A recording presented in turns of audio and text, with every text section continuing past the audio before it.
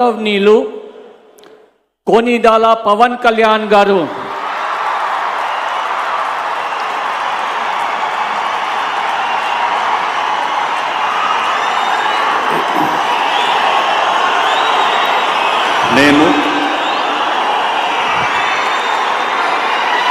కొనిదల పవన్ కళ్యాణ్ అనే నేను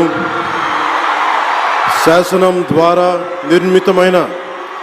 భారత రాజ్యాంగం పట్ల నిజమైన విశ్వాసం విధేయత చూపుతానని,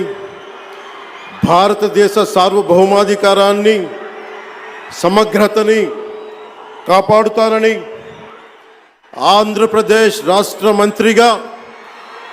నా కర్తవ్యాలను శ్రద్ధతో అంతఃకరణ శుద్ధితో నిర్వహిస్తానని, భయం గాని